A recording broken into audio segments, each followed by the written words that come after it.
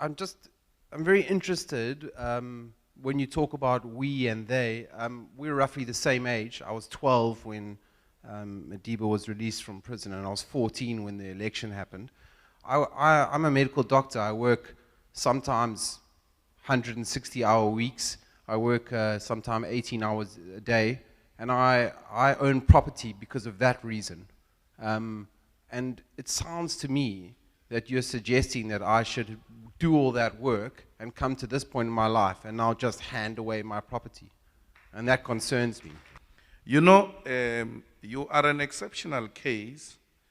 If you were to stand up and say, I went to school and I'm a medical doctor and the property I have is because I went to school and I bought it. But most of your people didn't buy any property, they inherited it. So it's an exceptional case. No, you can disagree, but the reality is that you are in possession of a land that was stolen from us. And we want it back without any apology. We want that land back, and we are going to work together. I can tell you now, whether you are in denial or not, the demand for the land is growing and people are becoming impatient. And we don't want Zimbabwe here. We don't want Zimbabwe in this country. It has to be done legally, procedurally, in a manner that is not going to put the country and the economy in a disaster. We have to talk about it.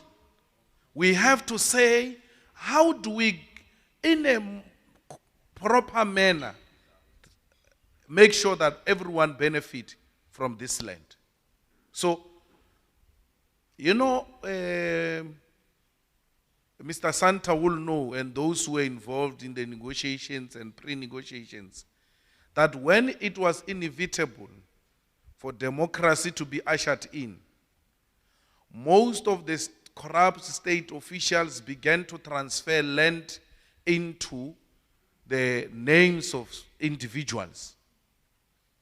When we're building a road in Northwest, expanding a road in Northwest from Rustenburg to Mafikeng, the state had to now get into some farms so that, because they didn't have land reserves, so they had to go and take some portions of land as they go along. And then made a call. All those who were affected by our expropriation of land, please come forward so that we can compensate you. Very few people turned up. And the suspicion is that they do not have title deeds. People just declared, this is my land, just before 1994. So don't individualize a big problem. It's like when I say there is racism in this country and you come to me, but I'm not a racist. I'm not talking about you. If you are not racist, why are you worried? But generally there is a problem of racism. It's not about an individual. It's a group problem. It is an institutionalized problem. We have to deal with it. And if we don't talk about it, we will not recognize it as a problem. And because we have not recognized it as a problem, now we will not be in a position to solve that problem. You can't solve the problems which you have not identified. So let us not be sensitive. I mean, you are a graduate, you are a doctor, you own a piece of property. I've got a black doctor here with me, very young also, a graduate, and he owns property. We're not taking your property only. We're talking also his property, the flat he owns. A flat size, his flat is almost the size of your bathroom for sure. But even that, we're taking from him. So it's not about a black or white.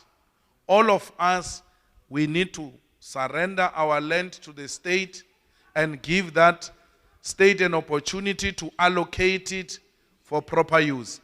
You can shake your hand, I'm proposing a peaceful solution. You're refusing it, you will surrender it to the revolution.